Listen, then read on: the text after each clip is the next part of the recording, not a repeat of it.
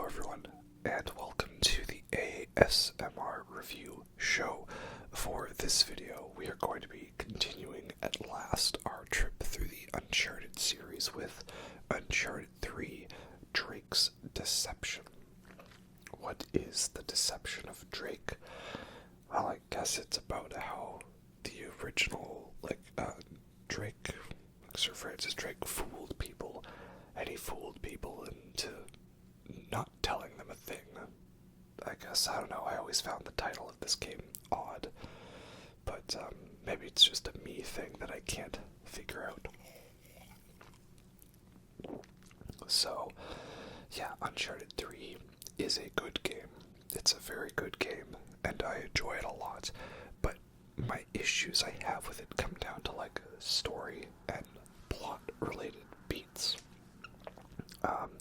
And it may seem nitpicky to harp on a game for its story too much when the gameplay is perfectly good, but it's like if the game is a story-based game, it draws more attention to the story, much in the same way that visual effects-based movies draw attention to the visual effects by being that's what they're about, right? So here we have this very interesting intro where Nate and Sully walk down in London and everyone is bald and looks like they're related to Jason Statham. And yeah, and there's telephone booths and everything. It's a very interesting intro. I know Yahtzee properly reamed it how stereotypical British this would be. But yeah, very interesting way to start the game. But kind of fun. Again, for this video, I will be showing you my favorite moments from the game. Not necessarily a plot summary of all the story bits or all the cutscenes. Just the best bits. I'm trying to keep these videos not too long so it's easy to film and edit. But we gotta show the intro. The intro, we are introduced to this guy, Talbot. Oh yes, Talbot. He's clearly meant to be like the anti-Nathan Drake. I think of this one, we had, what's his name, Navarro or whatever in Uncharted 1. And we had Sam Flynn. Yeah, Flynn was it? Harry Flynn. He was in the Sean Bean of Uncharted 2, so now we have Talbot, right? You always gotta have the anti-hero, right? The antithesis to the hero. But he's not an anti-hero, he's the anti-hero. Yeah, that makes sense.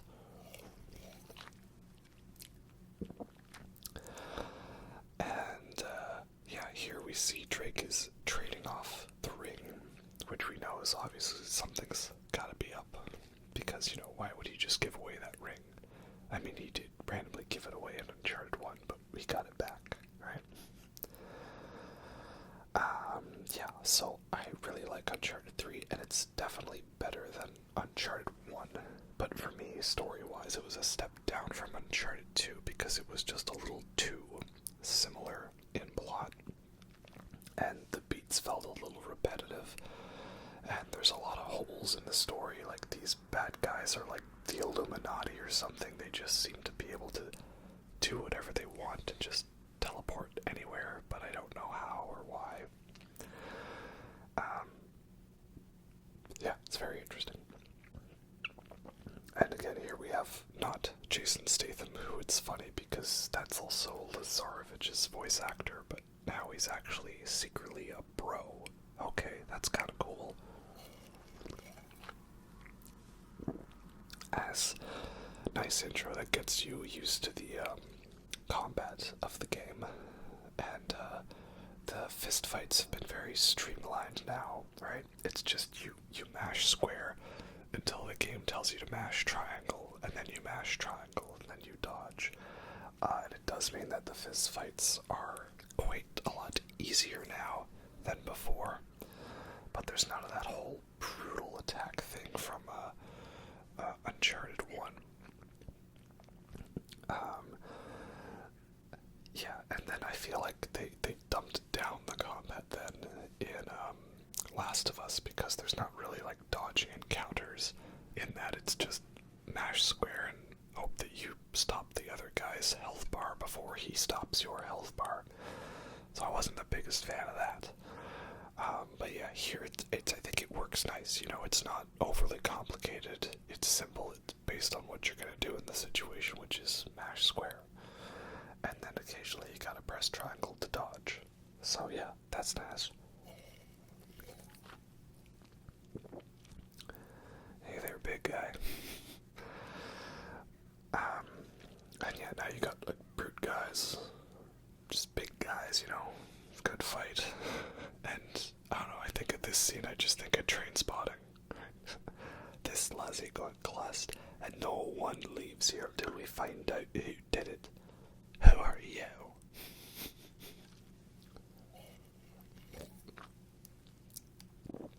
And, yeah, just fun to get into a bar fight. You know, good classic Train Spottingness.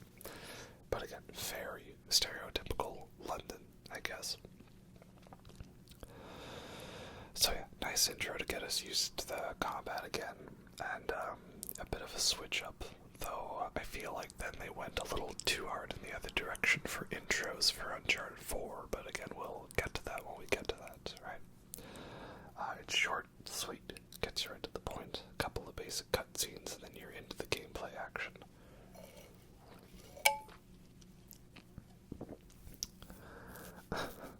And yeah, you can like use now beer bottles and stuff. There's like a lot more combos where like characters will where Drake will like grab items and use them for bits. There's not really an exact way to do it. It's just kind of random. But again, it's those fun little touches. And youch. Talk about rock bottom, eh? Yeah, so again, I like the little touches, the way the combat works, the way that he uses objects. But again, story-wise, it's not the biggest, and it's hard to talk specifics when I won't be showing all of them, but it's just like, I feel like characters are just where they need to be, because the plot says they need to be there. And out of all of the times where, like, hey, maybe if we just not go after the treasure, the bad guy won't find it, things will be okay. This is like the most egregious example of that. But I do like the pacing switch in the second half, and that is that it does no longer become about finding the treasure. It's just simply about Drake saving Sully. So that's a nice switch. I like that. And yeah, great finisher. Very nice. Oh, it's interesting how I feel like Sully all of a sudden becomes best bros with Nate. Like, I don't feel it's retconned per se. Oh, and of course we always gotta look around for goodies. Always gotta find the goodies. Is there a goodie there? Yep. There's a goodie just hang out behind the bar. You never know what you can find there. But yeah, because like in the first one he's calling him Sullivan, not Sully. He seems like he's kind of a bro, but not really. And then Sully is actually gone for most of Uncharted 2, surprisingly, right? He just kind of gives the whole, I'm getting too old for this shit, and then he's out. But here he's like real best bros, and Drake like is really all about saving him, which that makes sense. I just feel like playing the games back to back, it was more of a, well, the player feels that way about Sully, so therefore Drake feels that way, but I guess that's nice. It would have been bad if it was the other way, where like, you know, we really cared about Sully, but then all of a sudden Drake didn't. And once again we have our Illuminati fellows. We have Talbot and not Helen Mirren. She was too busy narrating the Barbie movie, am I right? So if this is Helen Mirren and Charlie is Jason Statham, then who's Talbot? I can't figure out who he is, but that's just my joke that everybody in this is actually secretly somebody else who they're not actually.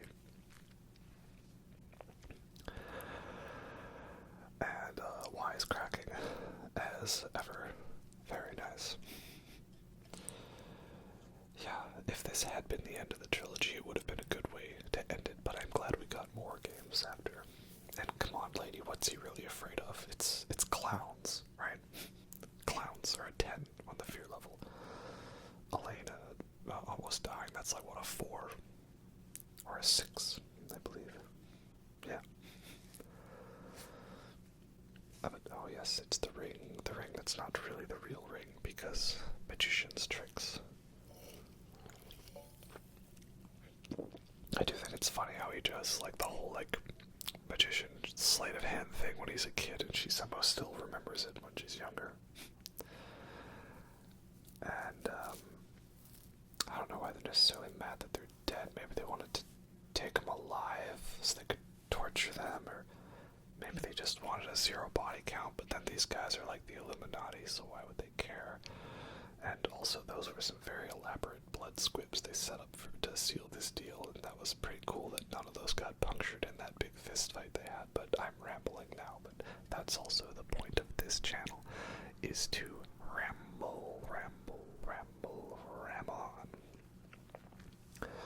So now what we get to is the flashback segment, and it's funny because it's been pointed out before, but how much of this game borrows from the plot of Indiana Jones and The Last Crusade, because we have the beginning where there's a flashback to his adventure as a kid, and then we have the escape from a burning castle in Europe, clues to the treasure found on the tombs of Crusader knights, and then we end up in the desert, and there's a sort of ancient hidden society dedicated to defending the treasure that has a curse on it, but they end up being kind of sort of useless for the most part and disappearing in the finale.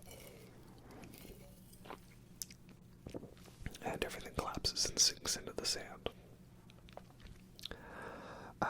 Yeah, so I do like this intro, though. It's kind of a nice change of pace. It was, of course, the beginning of the end for Naughty Dog in my mind, because I feel like they got a little too obsessed with walking simulator segments in their games at this point. Having them in the beginning for pacing and mood is nice, but throwing them in at all the times kind of gets a little obnoxious, right?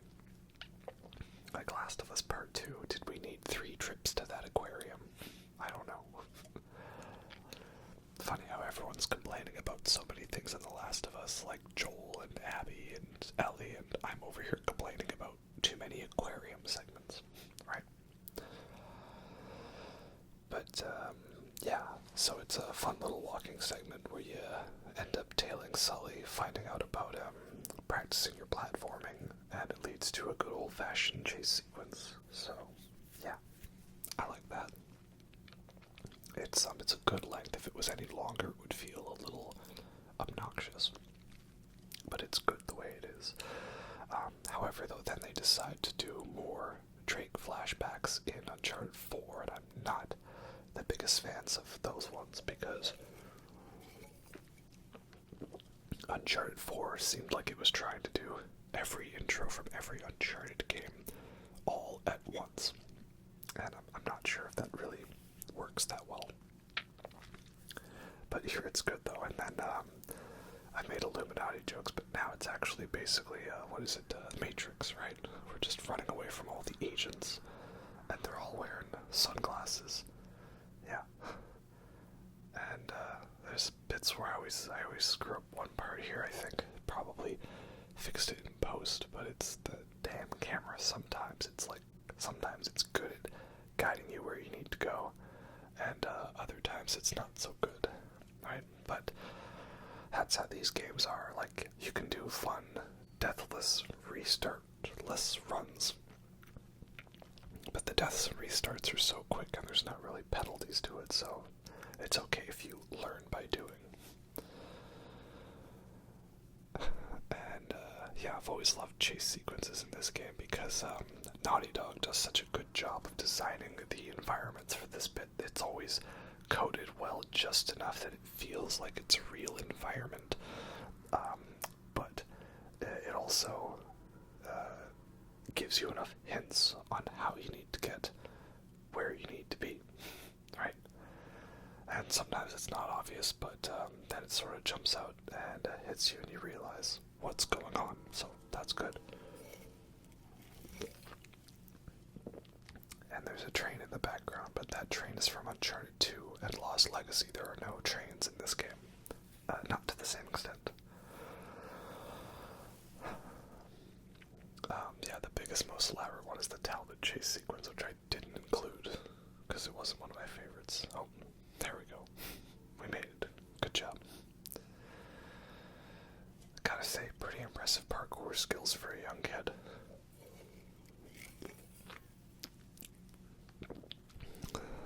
So yeah, at this point, you know, you've done a bit of combat, a bit of running.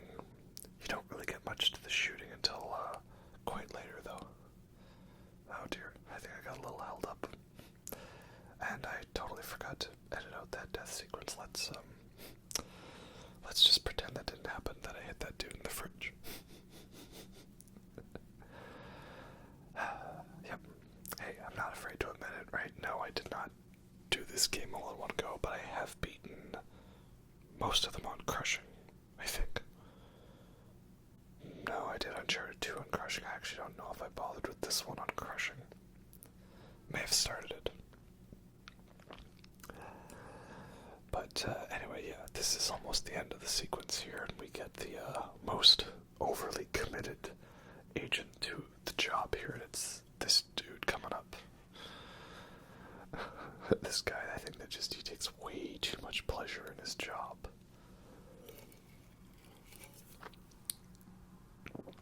Like, you know, like I know he's meant to be an evil dude and sadistic, but like,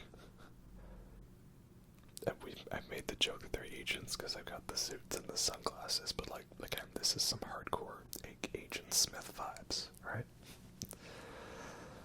And classic, it was actually someone from behind that shot.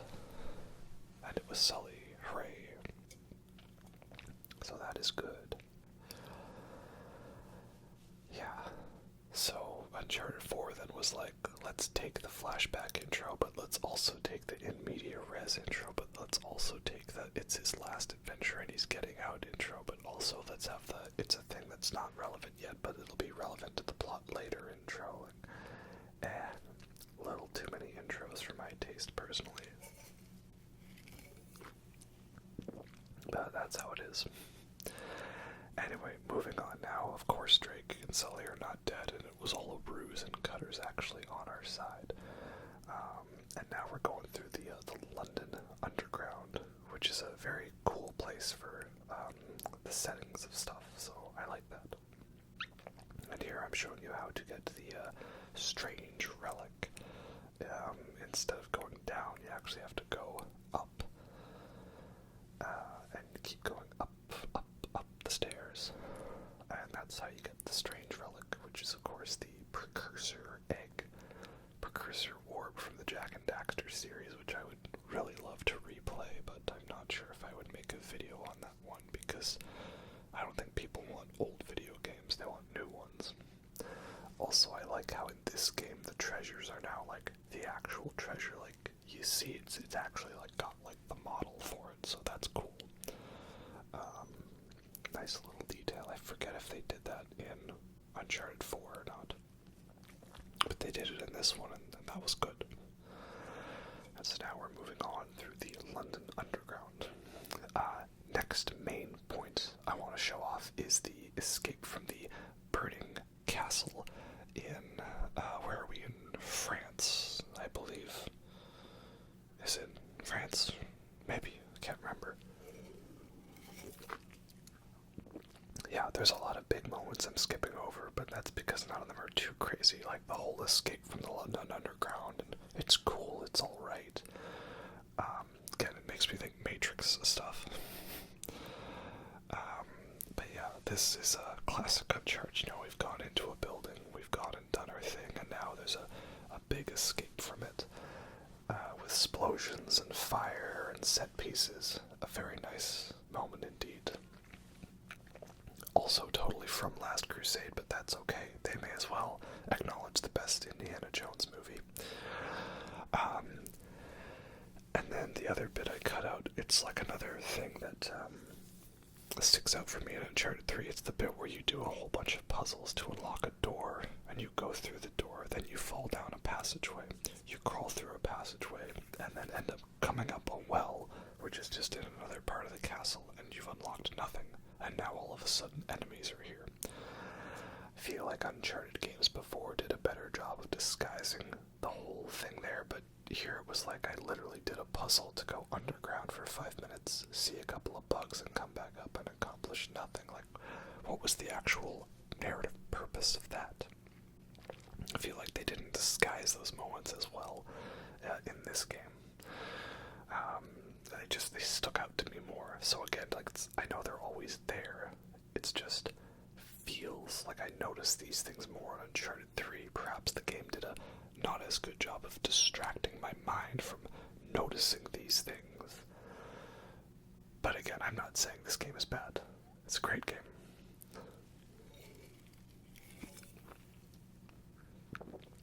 Very great game. Although, there's something I'd heard about how the shooting is different. I don't know. The shooting felt a little off in this. I don't know what it is. The other thing, did they change the whole grenade cooking mechanic? The grenade throwback mechanic for this one? Because I remember you just had to press triangle to throw the grenade back, but now in this one there's like a thing where you have to press triangle at like the exact specific moment, and if you don't, then you just can't throw the grenade back. I don't know. It's odd. Also, I feel like a lot of the combat encounters, specifically towards the end of the game, basically the game goes, screw you, you die now. And Uncharted 2 did that to an extent as well, but I really felt that in Uncharted 3, that like it was relentlessly difficult in some sections. Or at least just more like clown carring, you know, like, let's just throw out as many guys as possible. That dude really tried to bring fisticuffs to a gunfight. Yeah, so story-wise, I'm not a big fan of this castle part because, like, again, we somehow managed to get away from Talbot and Marlowe and the Illuminati, and they have no way of finding us, and somehow they find us in both locations, here at the castle and at the temple in Syria, I believe it is. And the best explanation is they must have followed us. It's a little weak. Personally, I would like a little more substance to things for that to occur. But again, now we get to run from this giant castle, and there's this whole thing with the tower coming down, and this part is pretty awesome.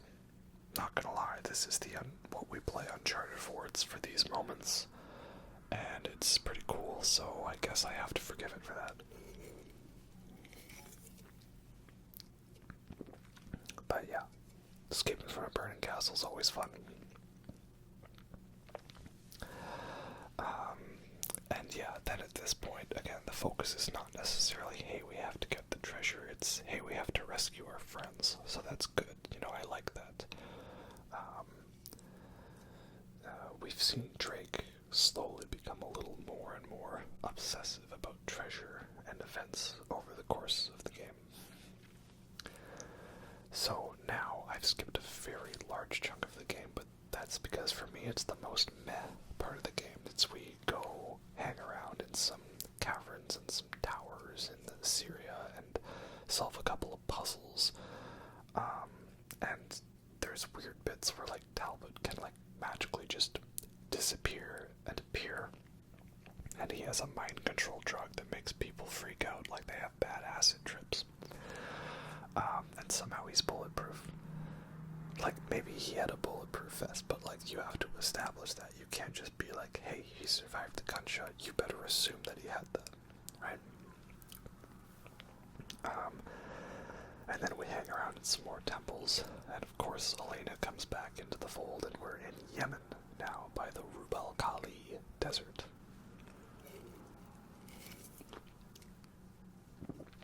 And Drake gets got because he gets drugged by Talbot. And then we are told in this game that Drake is not his last name.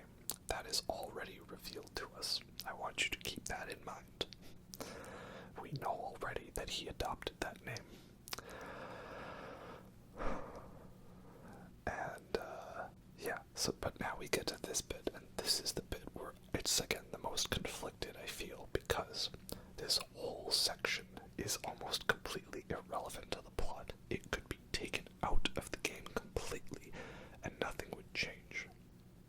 And yet, it has a really cool environment and level design and moments, and it's fun, and it's also annoyingly challenging. But I still love it, even as frustrating as it can be. So that's why I have conflicted views on Uncharted 3, because this segment sums it up in that way. Essentially, Sully's not actually been captured by these pirates, and this whole entire event and quest that we go on is all for nothing, and we literally, magically end up right back where we started. And Drake just says, that's convenient, and then we move along from there. So, yeah. But again, we have fun fights, fist fights, moments, environments, and it's all pretty cool. It kind of makes me wonder, was this like some of the preparation for some of the level designs in like Last of Us? Something about the cargo ship area, it gives me very like at the beginning of Last of Us 1, like the bit where you have to go find what's his name, Robert, like he's got your guns. Yeah, I don't know. Like there's the bit where we're sneaking onto the cruise ship at the end of this segment, and that bit where you go through a bunch of cargo containers to find Robert, and I always seem to mix those two level designs into my mind when they're not the same at all. Perhaps that's just me. But yeah, we get fun fisticuffs, and again, I like how just you can start attacking near areas and Drake will use items. That's fun. But yeah, I did just skip a very large chunk of the game because most of it's not super memorable or interesting, or I wouldn't classify it as like my favorite Uncharted moments. That's, you know, this is officially unofficial favorite moments video. And I don't know, there's not much really there. There's some bits I could talk about, like the bit where you're like running from the bugs, right? That bit's kind of cool, though I don't understand the bugs. What's with the bugs in this game? So there's bugs randomly wherever there's Crusader Knights hanging out, or wherever there's clues. And like the bugs are kind of related to that weird acid drug, but then there's no bugs actually in the main hidden city where the magical genie drug water infestation is. Like, what's with the scarab beetles? I don't get it, man. We need more specificity, please. But anyway, yeah, so now we have the ship graveyard segment. And, yeah, just great bits where the camera decides, hey, why don't we zoom out and give you the whole gorgeous view ahead. And, hey, you know what? That's okay. This is a very gorgeous view indeed. Yeah, you see, stuff like this. It's like they took the whole idea of airplane graveyard from Modern Warfare 2 and like, let's make it about boats and make it even crazier. So, yeah. Can I be mad that we got great visuals here? Well, no. But again, this is the part of the game where like the combat encounters get a little crazy, because you'll be like there's two rocket guys and then grenade guys and shotgun guys with armor and snipers and insta-kill dudes with desert eagles, and it can get definitely a little bit crazy. I'm not the biggest fan of that. But no matter how difficult this game gets, I do still keep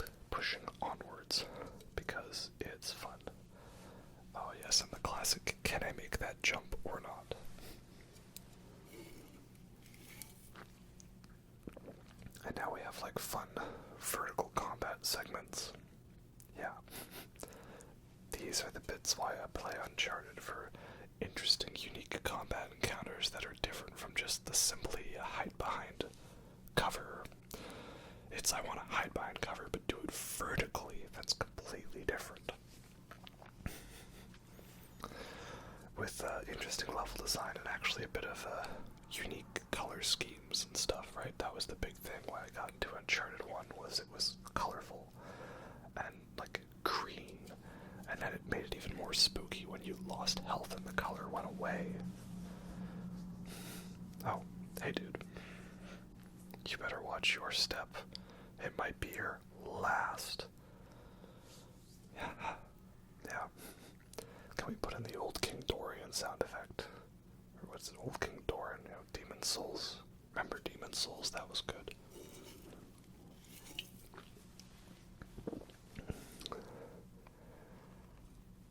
Yeah. I was just in France. I didn't see none of them big castles. But yeah, that was cool. Oh, we're talking about Indiana Jones and the Last Crusade. I went to where that library / museum that was a church that was a library in Indiana Jones 3. So, yeet. Yeah, because right, I went to Venice, right, on my honeymoon. I'm married, by the way. It's cool. Yeah, I went to Venice, and so I went to that building that is like currently a Leonardo da Vinci museum, but it was used as the library, the exterior library, in Indiana Jones and the Last Crusade in the Venice segment, and like underneath it is where they found like the grave of a Crusader knight. So yeah, pretty cool. Venice was awesome, though I liked Venice when I was in the quiet areas, you know. You get lost off the little beaten path, and then it's really cool because there's like nobody around, and it's very atmospheric and spooky. And that's why I went and saw A Haunting in Venice, because I don't think any of the Kenneth Branagh, Agatha Christie adaptation films are masterpieces. But it's a fun vibe, and Venice is a cool place to have a horror movie take place, or at least a spooky mystery movie. So now here we are. We're gotta get on the boat. It's gonna be a bit of a tough battle to get on there. They're not gonna let us on there easily, no sir. But yeah, so this is where things get very, very intense, and again, I've talked a bit about how the difficulty definitely spikes up in this part of the game, but yeah, really, this is where the game is like, we want you dead, like the deadest of dead. Because like, even when playing through now, where I know how the game works and what I need to do, I don't really die that much. Like, it was quite easy for me to get the Survivor trophy up until this stretch of the game. And then it's just like, yeah, almost like Call of Duty style tactics where you got to like memorize all the different enemy placements, who goes where, and which guy comes up with the grenade launcher and when he shows up, and things like that. Damn, that would have been a perfect opportunity. No, okay, you are dead, what do you know? And I can't grab that, and yes, I know I need to get onto this boat. And thankfully this dude decided to kick me in the face, rather than use the gun and, you know, use the bullets. That's what they're for. And yeah, again, big spectacle segment. But again, that's why we play these Uncharted games, is for these big spectacle moments. And how epic is it, you know, jumping onto a boat while it's about to take off. Yeah. And again, another tricky bit where there's all the running and all the gunning, because they just swarm you with dudes. Stowaways on my ship. Yeah, so again, just because this is a very, like, unnecessary segment of the story, I still have a lot of fun with it, so it's worth it, even if it does get frustrating with how annoying some of the bits are to die very frequently, right? That's why I haven't bothered doing this on the crushing difficulty yet.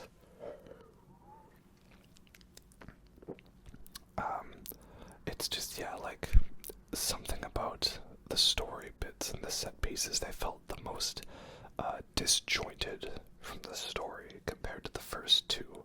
Because Uncharted 1 didn't really have too much for set pieces, I realized going back to play it. It was very just, okay, you're on an island, and you hang out there, and you go around and do some stuff and a couple of simple puzzles, right? But it was good. It was a good start, right? It was room for improvement. Uncharted 2, I felt, did a great job of, like, weaving its set-piece moments into the story, and going to the natural conclusions of those bits. Like, I can't really think of a part of Uncharted 2 where the gameplay and the set pieces didn't line up with the story or felt very disjointed. Like, oh, of course, this is awesome, you know, jumping from ship to ship. Very nice. Now I'm the stowaway again. Cause yeah, like, the way, oh, you're a shotgun dude. Bad, bad, bad, not good. Bad, bad, not good. Yeah, I feel like the armor dudes are the most difficult in this one, and, oh, that's fun, you know, just punch a dude with the butt of a shotgun. Nice.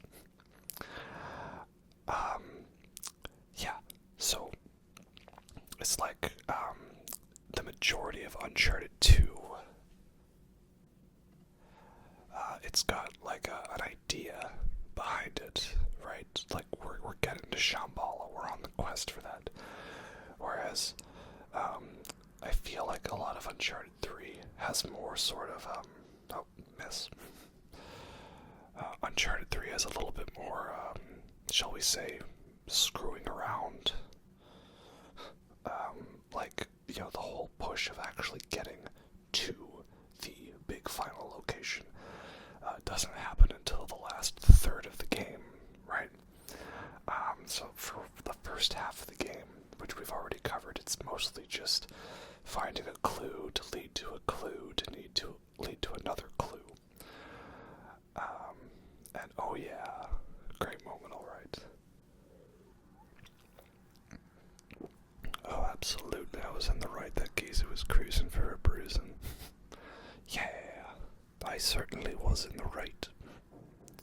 That's, Pink Floyd references, you know, money. How about that, Dark Side of the Moon Redux, eh? Not the biggest fan. I understand what Roger Waters was going for. He was like, what if Tom Waits had made Dark Side of the Moon, right? And the instrumentation is nice, but, yeah, I don't really dig it. I don't think I'm gonna bother with that one too much. And yeah, so much for stealth, indeed. Yeah, so here I feel like Uncharted 3 is a little more, shall we say, aimless.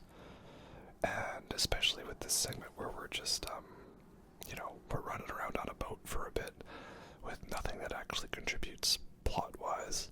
It's basically just a distraction. Like, literally, you could cut from Drake getting knocked out by the pirate dude to him waking up on the beach, and it would be the same. And here we have this game's version of the Darth Vader guys from Uncharted 2. Only this dude's all like, yo, I can hold my gun one-handed and sideways and be all badass. And I can throw multiple grenades. It's definitely a little bit more difficult, I find, than the Darth Vader guys in Uncharted 2, because this guy actually has a decent bit of mobility. You don't have much for cover. There's not really any levels in this. Like, there's no ups and downs to the map. It's all just one floor. You're getting swarmed by guys constantly. And this guy actually has kind of decent mobility. And I don't know if it's actually possible to defeat him with just regular guns until you're able to get a guy with a grenade launcher. I call it the "oh screw this" maneuver. And that's also my "oh screw this" maneuver, right? Yeah, so, what do you know? Did I get you? Did I get you? Yeah, I did. The only thing that sucks is, you get a cool Gatling gun here, but you don't really get, as much time to use it. I find you have this encounter here, and you can't take the gun with you to the next area, and then I think there's, like, one other time where you get a Gatling gun, and that's it. So, it's a little disappointing. I really liked being able to grab the big giant guns from the dudes in Uncharted 2. And, yeah, here we have a nice fun callback, right? The pool. And, Marco. No one. Marco. Polo. Marco Solo, alright. Again, I mentioned it in my Uncharted 2 video, but I remember being at a con where Nolan North talks about how that was all an improv, as they were like watching a player play through the game, and then they just improv the dialogue as they're watching someone else play the game, so I think that's pretty fun. And yes, we get to the cargo hold after many more difficult battles, and yes, it was all a trick. No, I lied. Pirate. That was totally a Pirates of the Caribbean reference, wasn't it, right? You cheated. Pirate. Though I like how it's like totally easy for him to disarm him. It's just like, yeah, we anticipate this. But, nice moves, kid. Nathan Drake is the expert of using a single timed bullet and or grenade to totally destroy stuff. And, this is where, of course, I'm thinking, Call of Duty 4 cargo ship mission, right? Marines, we are leaving. Though, I just kind of had my mind blown recently. I always thought that the line from Aliens was, Marines, we are leaving, like when they're escaping the hive. But apparently he actually says, Drake, we are leaving. Never realized that. I'm a bad Alien fan. Yeah, and then this is another very fun but annoying bit, because we got, again, Riot Shield guys who are just, like, the worst. Though it is fun how you can, like, pin them down and run over their Riot Shield. Or not. Well, I'm dead. Oh no, I'm not dead. I've got health. I still have health. Yeah, it's that then they spawn the dudes above you. And the laser sight dudes. No further way to bring out the anxiety. Also always fun to do a couple bullets, then defeat a guy with a single punch. Very nice. But yeah, this is also definitely the most where the guys seem to have no regard for their life. And also, switching to a pistol is faster than reloading. Just making sure Gaz is proud of us. It's what he would want. A lot of Call of Duty references here in this Uncharted series game, but okay. And I'm guessing the thing you need to do here is just survive. Yeah, because you just kill dudes and eventually the water fills up. I don't really know if there's a way to make this segment go any faster, per se. Because eventually the water comes in and the ship's going belly up. So here we go, the Titanic segment of the game. And, yeah. Again, this whole bit, I feel like the majority of this video is this cruise ship segment, but again, we're talking best moments in the franchise, and it is one of the best moments. It's also technically the worst in terms of its contribution to the story, but that's okay, I guess. I don't know, I'm not sure how I would have, like, reframed this, you know, in terms of, trying to make it more relevant to the plot, and, oh, that's bad.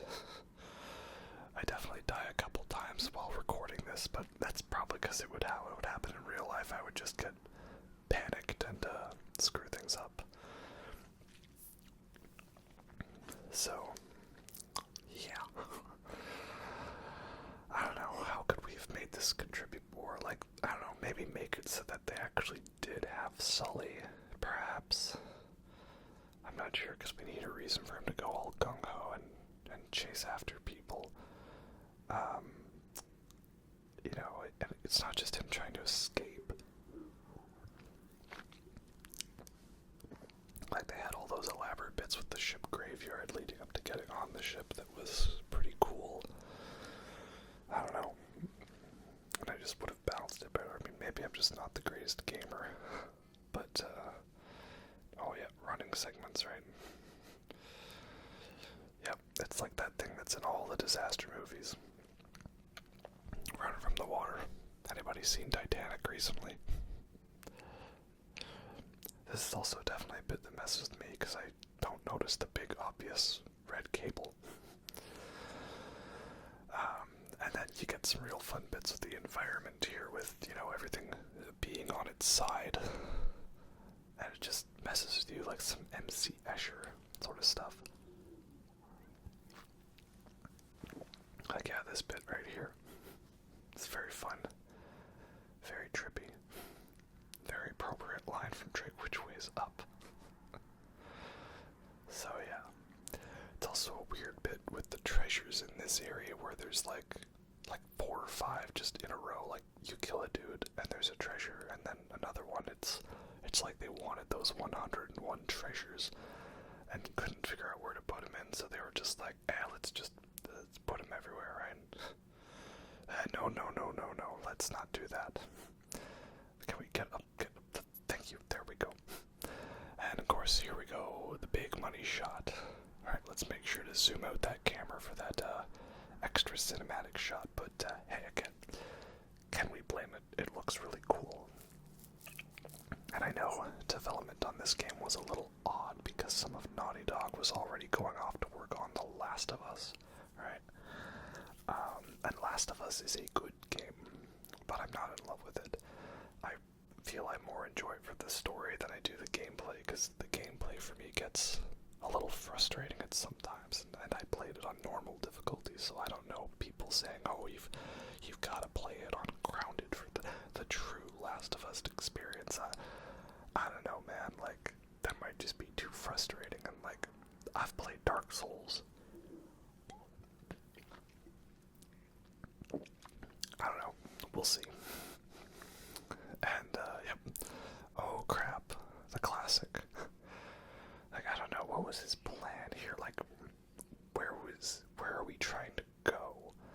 Like, we were on a bit on the outside of the boat, so if the point was to just escape into the ocean so we didn't drown, I think we might have been able to do it from where we were. But, oh yes, it can get worse than this.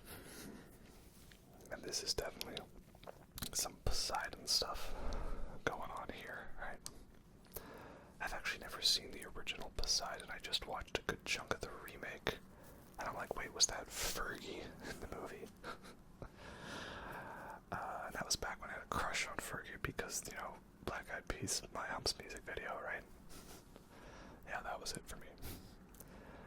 And there we go, good job. And I love this bit with the fake out here because it gives you the chest high walls, and it gives you ammo, and it gives you guns, so you're like, okay, it's gonna be a battle here, right? This is a good use of overdoing the chest high walls, so I think that was pretty fun because then, okay, so the dude shoots us, right? And hey, it's the pirate dude. Alright. But, this is a boss fight. No, he's choosing his own version of the "oh, screw this" maneuver. And that, of course, leads us to a great water bit, and I love it. Just starts rotating as the ship's completely capsizing, and it's a bit of a short segment, I find. Like, I guess they didn't want to overdo it, but it was like, I don't know, you guys made Crash Bandicoot, right? You could have put it a little bit of a more elaborate running segment, perhaps, but in any case, it's a short bit, but it's a fun bit, and a nice, fun end to the adrenaline. And I'm glad this is not Uncharted 4, otherwise there's would have been a whole level where we just float around at sea for a bit, but no, we'll save the rummaging around for later. And as now you can see, we have magically washed up on shore, right back where we need to be. Yeah, get out of here. Funny joke. Yeah, I think, Nate even's like, wow, that's convenient. Like, yeah, you can't just call that convenient and then not draw attention to it, that's definitely a little nitpick for me. Though it would have been funny if, this would make me think of the Uncharted movie, which I've only seen a bit of, but, he goes up to Nolan North, and, says, oh, we just fell out of the plane. Nolan was like, something similar like that happened to me. Hey, I get it. Oh, no, that's not, there we go. Thank you, Drake. Oh boy, this is not good. Can you stop shooting me while I'm trying to punch this dude? Yeah, so now what we've done is, Elena somehow has, magically discovered the fact that, oh, no plunging attack, apparently. That's okay. Elena somehow magically discovered that Sully's leading a convoy out into the desert and that they're going to be resupplying said convoy with an airdrop.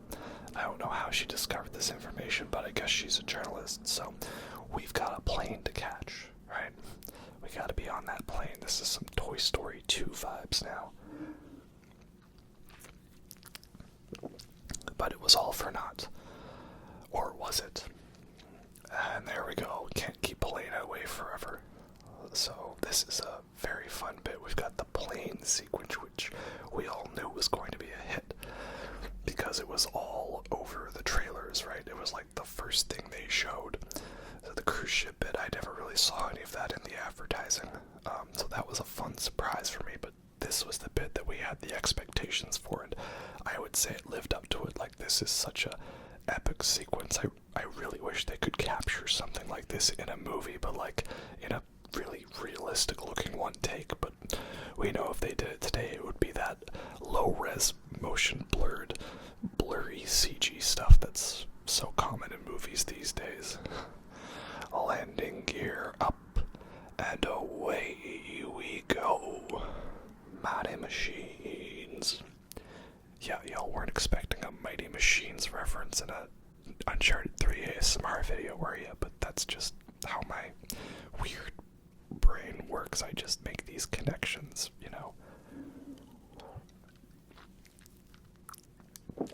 So, yeah, now we're on the plane. This is the other thing I don't get. So, like, okay, we don't really see Sully for this whole stretch, right? He's memorized the star coordinates of where the hidden city is, which is funny that there's all these clues saying, by the way, if you want to find this ancient city, we'll tell you the way. You really shouldn't do it, but we'll let you know. You'd think if you were trying to cover your tracks for no one to find this city, that perhaps you'd just, like, destroy the thing with all the stars that tells you where it is. I don't know. But yeah, so Sully is just, I guess he knows he's dead if he doesn't lead them to the place. But, like, I don't know, it feels like he just sort of agreed with it, and I'm like, was that meant to set up some kind of potential twist that, like, Sully was actually a secret asshole? I don't know, it just seems kind of odd.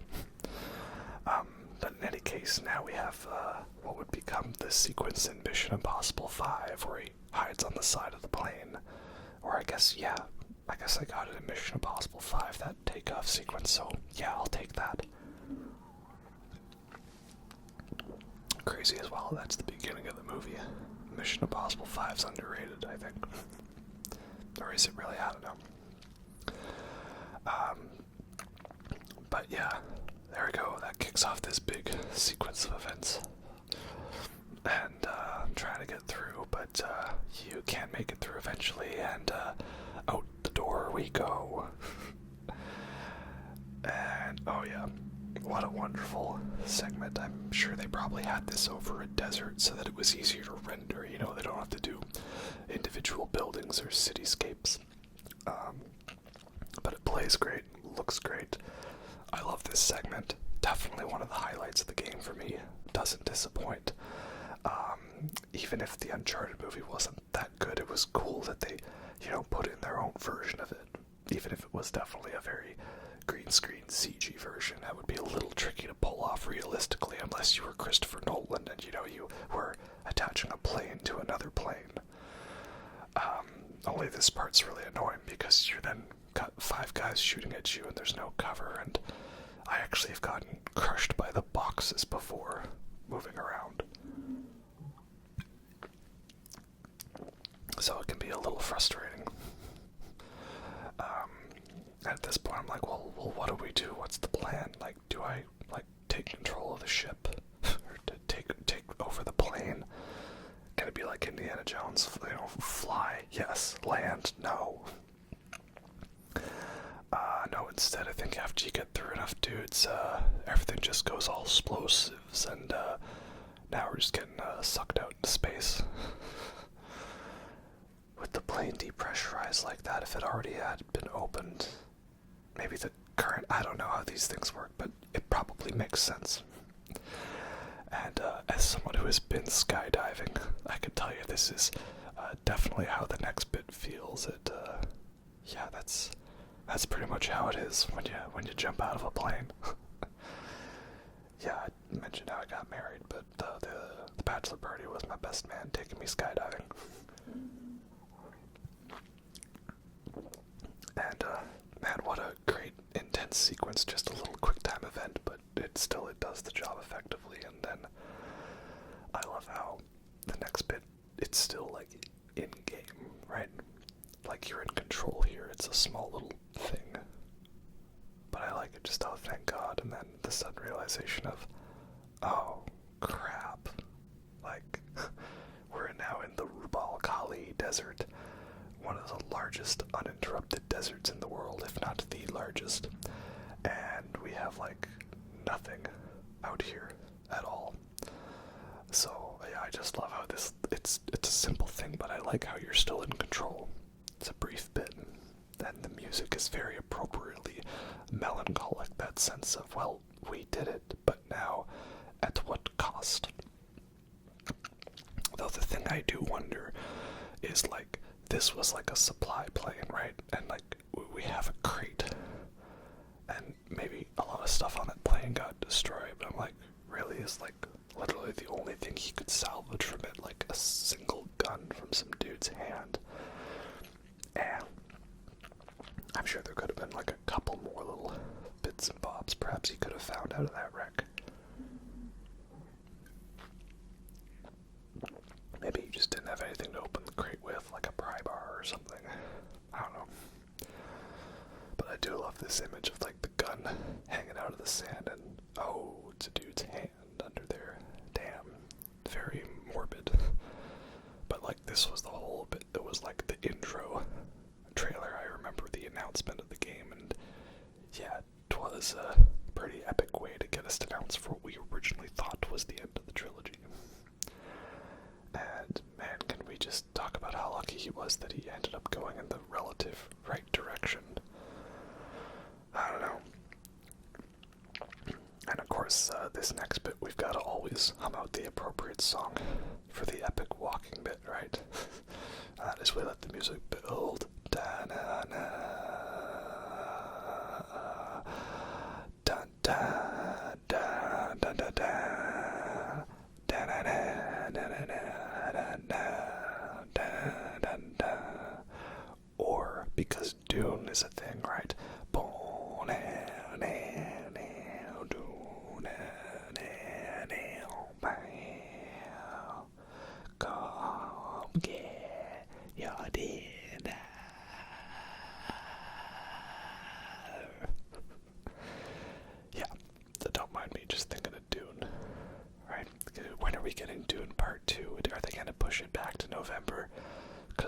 strike's over. Maybe it's the actor strike that's still messing it up. I don't know. But I'd like to get Dune Part 2 sometime soon, please.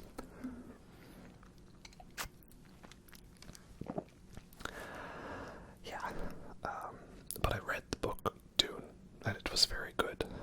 But interesting to see how actual bare bones it was in some story elements. But I guess that's more novels for you. It's not a visual medium, right? That's film. So this is the interesting segment for me, because, like, I really like it. Surprisingly, it is a walking simulator segment. But for me, I really like how it sets in this the sense of hopelessness and dread and futility of being lost in a desert, right? Like, it's not something you actually want to experience, being trapped in a infinite desert, or, you know, being trapped on Arrakis. But, you know, you want to experience that in the game, and that's what this segment lets you do. Also, they hit a sneaky treasure in the face there, so don't forget that. Yeah, so that's why I like this segment, because it makes it more immersive, like what good video games should do. Like the immersive walking and talking segment of Alien Isolation, where you're walking to the derelict. It's like literally letting you recreate an element from the movie. Yeah. So that's why I like this segment. The problem with it is that it led to Naughty Dog doing way too many more of these immersive, finger quotes, segments in their future games, thinking, well, if we can add a gameplay segment, let's add it. And I'm like, that doesn't necessarily make it better. But we make it through the desert, there's fun hallucinations, and eventually we recover, and we get to the city, Iram of the Pillars. There was another car chase segment that just felt like a discount version of the car chase from Uncharted 2, but at least that one had horses, and it was the beginning of Naughty Dog's obsession with horses. There's horses everywhere. You'd think it was a Patti Smith song. Yeah. So now we are here. We have arrived at the city, and again, much like Indiana Jones and the Last Crusade, there was a ancient nomadic race of people that sole purpose was to guard the treasure, and they helped us out a bit, and then just completely randomly disappeared in the climax, just like, Drake, where are you? I don't know. But here we are, the Atlantis of the Sands, and at least with this one I can buy that nobody's come across it, because it's kind of got this weird infinite storm around the place. It's a little more acceptable. And I'm also getting very big visions of Lingdell, you know, royal capital. Now, if only this was Elden Ring, because then we'd be able to explore every nook and cranny of this city. That's the one thing, much like Uncharted 2, I feel like we get to the big city, but we barely get to explore it, you know. I think we get a little more exploration in this one than in Uncharted 2, but it doesn't feel like much. Like, you know, we get here, and then, bam, we have a hallucination segment, right? And it's funny because, again, you know, Uncharted 1 had the surprise twist with Nazi zombies. So playing Uncharted 2, I was like, okay, when does the monster show up? And then there's that jump scare with the Yeti, the abominable snowman, to which I was like, I freaking know it. I knew it. I called it. So then playing Uncharted 3, I was like, okay, there's gonna be a curse on the treasure, and the city's gonna have been deliberately hidden. When does, you know, a bad demon monster show up? And here we have more Dark Souls references, right? The Plin Plin Plon in intensifies. Yeah. Apparently we're gonna get an actual eclipse like that soon. That'd be cool. And, oh no, Sully's dead. Right? Which sucks because he's gone through all this to save him. And again, that is the one thing I like about, the driving force of this part of the game. He's not really Nate being obsessed about the city. It's about him saving his friend. And then it becomes, stopping the bad guys from getting to the city. So that's a nice change of pace, right?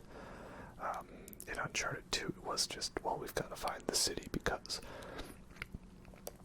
So now that's it, Nate's going into rage mode. And this is the bit where I was like, alright, I'm ready to fight. What do we got here? Well, there's, looks like there's regular enemies. And, oh my god, it's Ghost Rider. Nicolas Cage, is that you? Yeah, this is where, again, I was like, I freaking knew it. I freaking called it. Yeah, for some reason you kill these dudes and they turn into Ghost Rider, and they're like hella difficult, and they can teleport. It's crazy. What's going on? But it was actually not really a twist, because this is all just a hallucination segment, because apparently they've got some pretty strong acid laced in that water, Like there's acid in the punch bowl. Get rocketed. Get RPG'd. Yeah, it's that the water has been tainted with like this big jar that like may or may not have the spirit of a djinn in it. And that's what makes this evil. So it's not the wrath of God, it's the water's contaminated with real bad acid, so everyone just had a real bad trip and they killed each other. That was the other thing I think that made Uncharted 3 a little tiresome for me, was after 2 games of, hey, it turns out that the big twist was that the treasure had a curse on it and was deliberately kept secret. This game draws so much attention to that, about, hey, I think that this treasure may have been deliberately hidden and the city deliberately not talked about, and that there might be a curse on the treasure. Like, it's everywhere, the stuff about it. And for the first half of the game, it's basically just like, never mind. Right? So I will give the game credit for the fact that the second half, again, doesn't necessarily focus on that element of it, right? Because at that point, it's like, well, we're committed. But that first half of the game, it's just like, well, they won't be able to find us, they won't be able to do anything. Let's just keep going, and somehow they find us because they must have followed us.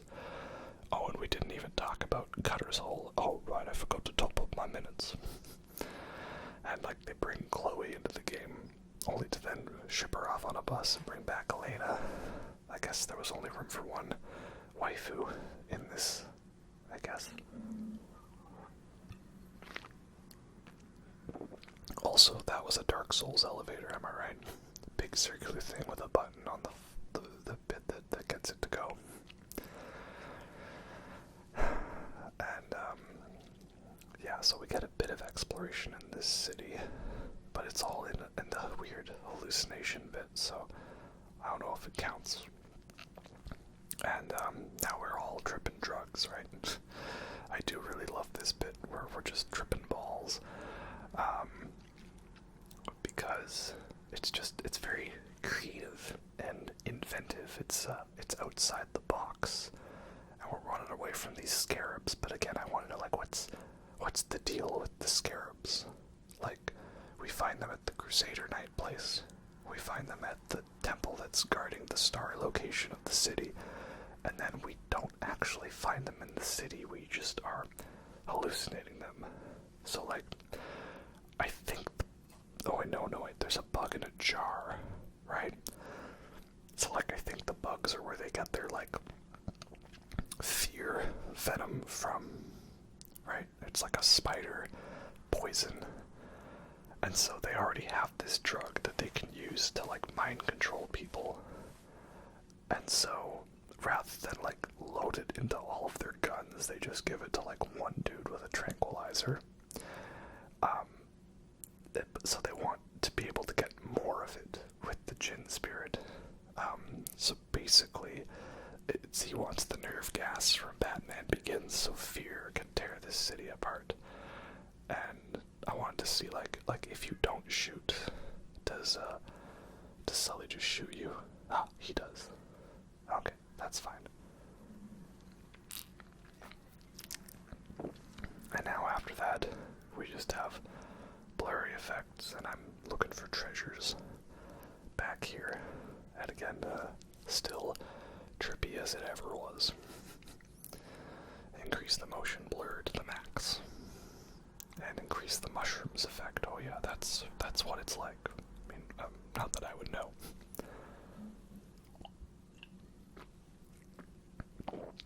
Damn, boy. You took too much,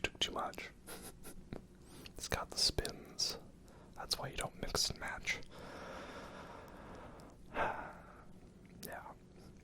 And then it leads to some more combat segments around here where we fight Ghost Rider a lot. And yeah, it's pretty cool. It's just very difficult because again, the game kind of does away with lots of the whole cover-based stuff, and it just kind of overwhelms you with dudes who can just teleport right through your cover. But again, that's one way to make it difficult, is take your general style of playing the game and then flip it on its head, right? The whole way you thought was the right way to play the game, now you have to not play the game that way. Yeah, so Ghost Rider. Yeah, that's what I'm calling, right? We have Nazi zombies, the Abominable Snowman, and Ghost Rider. I guess it is nice then that Uncharted 4 didn't have a cursed treasure, it was just simply a treasure. Like a lot of treasure. But I guess Uncharted 4 felt a little more toned down compared to the others, which I guess is what they're going for. And it still had some pretty cool bits. I just feel they might have gone too far in a few places. And now the door is open. Hurry! And there's more Ghost Riders to fight. And I'm wondering, did I need to put as many of them? Demons.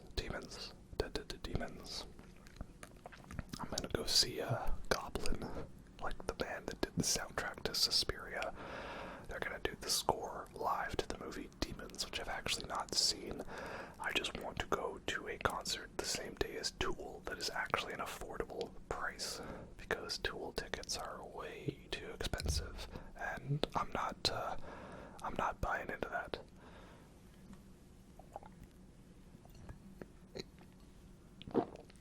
Yeah, and again, this is just like tiny bits of cover, explosive dudes, but we've got snipers, and the Tau sniper is a fun gun.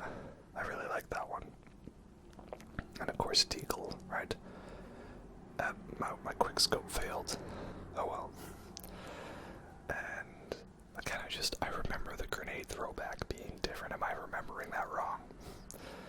But then again, I didn't know that stairway walk from The Exorcist was actually not in the original film. I remember that being a thing, and then I thought, that scene never happened, but like, was I confusing it with The Grudge? Like, sort of, but not really.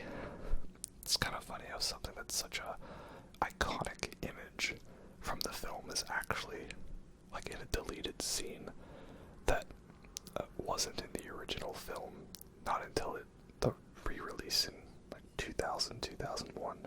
It's kind of interesting, I found. Yeah.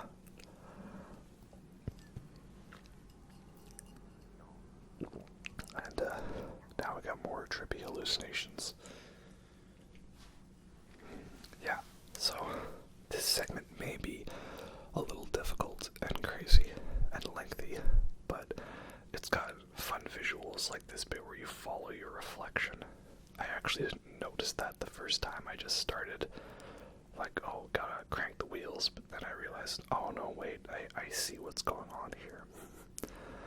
It's really cool. Though, I don't know, I've been on some stuff before. I mean, no, I haven't, officer. and I don't recall ever seeing demons born of a smokeless fire, so maybe I just wasn't getting good stuff, you know? Yeah. And, yeah, so essentially this was the water that causes it, but let's keep that in mind. Nate drank like one tiny little handful of water, and this is the acid trip that he had. As Sully, all he did was he rubbed a bit of it on the back of his neck. I checked, they don't cheat, he doesn't drink from it as well. But then, like, also this is a total Evil Dead thing here, right, where his reflection comes to life. Very fun shot in Evil Dead 2. But then later, like, both Sully and Nate are swimming in the water, and like I mean, maybe if you're holding your breath and, you know, not breathing through your nose, it might be fine, I don't know, but you're about to see it, like, I think it's a bit of a cheat. Yeah, so then we fight through a whole bunch more of the underground city. And the underground city is pretty cool, too. But again, it feels like we barely got to explore the top part of the city. I don't know, I feel like if perhaps the earlier faffing about of the game had been shortened, the cruise ship segment had been shortened, and maybe a little bit more here, that would have been better. Because all the exploration of the top part of the city is also when we're on drugs. You know, I don't feel like we get the real experience. And also, it just seems weird to me that this whole big, like, final boss fight looking area is just in a cutscene, right? Yeah. And of course Talbot decides I'm not gonna shoot him, I'm just gonna drown him. What? Okay. There's that whole theory about, oh, Talbot was supposed to be like the actual evil spirit of the djinn, like trying to find his way back. I'm like, oh, that's ominous. Like, I don't know how well that would have worked out. It also feels like we barely get to see this artifact, like, and then it turns out there was the spirit of the djinn, and the water was corrupt, and then we shot it, and the thing disappeared. Like, that's all we get out of it. And, yeah, here we go. We did all that with 3 bullets. 3 goddamn bullets. Well, yeah, that's Nathan Drake. So what he does best, you saw we sunk a cruise liner with 1 grenade. And, yeah, I guess not. You don't think, like, getting the tiniest bit, like, up your nose, even if you're not breathing, would count. I don't know, whatever. This game is still fun. I complain about the small details, but it's good. Yeah. And so now we have to fight our way out. The big epic escape. And again, yeah, like Drake, you can acknowledge that why are the guys still fighting us, but that doesn't mean that it's a-okay for the plot. Like, I'm trying to think, is there any other case of the guys, like, fighting us when they clearly shouldn't? Oh boy, you're big. Not so much in the other two, it's mostly here, I find, so, oh well, this game's still fun. Again, I have my story complaints about Uncharted 3, but gameplay-wise and, oh dear, gameplay-wise and set-piece-wise, it's got a lot of real fun moments.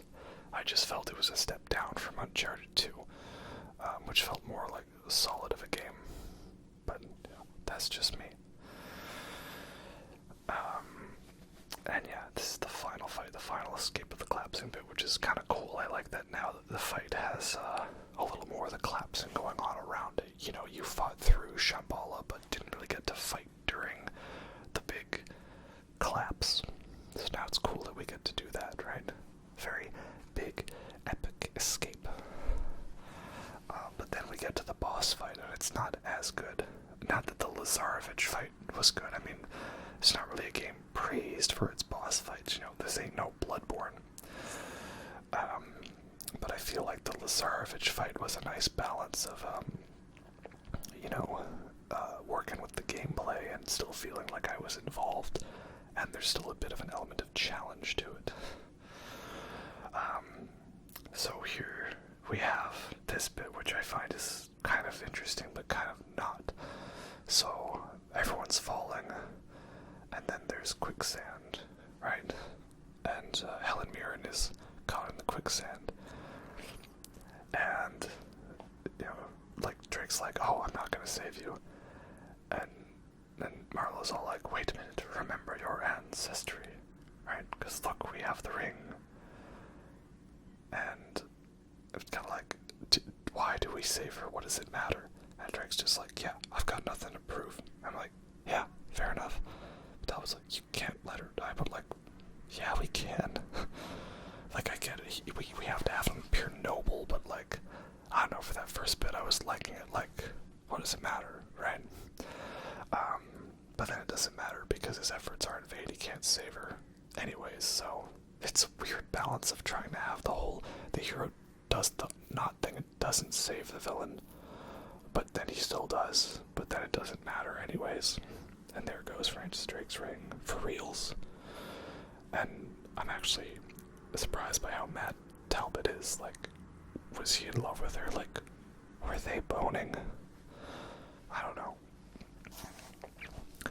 So it's just an odd scene, like most Marvel movies where they can't have the person directly kill the villain, but they have to have the villain die so they don't appear in future installments. How'd you do it with 3 bullets? I don't know, man, but I mean, this bit is pretty cool. Like, we're slightly sand surfing, the edge of a sand quake, an avalanche of sand, a sandvalanche, sandwich, and there's the city in the background. Like, okay, it's a pretty cool bit, I gotta acknowledge it. This is good classic adventure movie build-up, and I love it, that it's all built up to this big, solid, epic finale. But, of course, we couldn't get away with one more boss fight, right? And that is, we gotta fight Talbot in a kind of a mediocre fight, because, like, again, like, is the dude superhuman? Well, again, I think they meant him to be superhuman, but, like, they couldn't do that, because, like, it would be maybe too weird. So instead they just had him be superhuman without actually being superhuman. And of course he pulls out a knife. Every fight in the history of ever, there's somehow a dude that pulls out a knife, right? Even in Blade Runner 2049, a person pulls out a knife during the final fight. That's just how it is. So it's just basically like a regular fist fight, but it's got a few more extra steps to it. And I don't know, I found the fighting in this game is like the easiest it's ever been. Like, the counters are much more telegraphed, and you just have to mash square and then stop mashing square to occasionally press triangle. And then they tried to do the Mission Impossible 2 thing with the knife, but not as intense. So, it gets the job done, but I just feel like it's not as much of a opportunity for failure as the Lazarevich fight, where it is difficult. It's not an easy fight, and you've got to run and gun and shoot carefully. Like, I like that. Here, I don't know, I don't think I've ever lost this fight unless I intentionally did, or perhaps the very first time when I didn't realize, oh, you actually have to shoot him multiple times. So we've shot the dude, and he's been punched up, and now we're down here, and oh, I'm all the way down here, so we gotta climb back up. And again, this is another Uncharted thing they would bring back, which is, having a fight while other things happen in the background that lead to the fight, right? And it's like, oh, what do I do? Alright, I've got to shoot Talbot, but you don't have to just shoot him, you have to spam him, like, how many times? And then he falls over. Like, was he wearing a bulletproof vest? I don't know. But I remember the first time I shot him once, and then I actually died because, like, that wasn't enough. And one final bit, it's funny, I actually have messed up that final jump on a playthrough. Felt very embarrassed. But that's that, and then Salim, he managed to show up again. Hooray! I guess the giant sounds of explosions, tipped him off. So yeah, Drake never found this place. That is the Francis Drake, Sir Francis Drake, so he never had the chance to destroy this place. That's the other thing as well, like this game kind of does, it makes me think of Last Crusade, is where like the first one in a trilogy does a thing, then the second one moves away from it, and then the third one goes back to it. Like Star Wars, they went back to having a Death Star in Return of the Jedi. Indiana Jones, they went back to having the Nazis be the bad guys in Last Crusade. And in this one, we go back to having it be a thing about Francis Drake's quest, right? Yeah, again, I don't know. I feel like these guys always could stuff a couple more little treasures in, in their jacket pocket or something. Probably grab a little bit more out of it than that. But that's the end of Iram of the Pillars, the Atlantis of the Sands in the Rubal Khali Desert. And thanks, Slim, for showing up at the very end. But yeah, we have one final cutscene where Elena and Drake proclaim their love for each other. Because they do a thing where they get together and then break up between games, which I found was like the most obnoxious in this one. Like the first one, it was just a fling, but then it wasn't. And then the second one, they barely got engaged. I don't know if they actually got married, but yeah, they got engaged and then they called it off. But yeah, it's a nice bit of closure, we got the closure of Sully and Drake and him about being a son to him, which is, of course, set up in the intro of the game. And then, his good advice to Drake, don't make a mistake with Elena. He proclaims his love to her and they reconcile, and that's great. But that's also nice that he kept on holding onto that ring.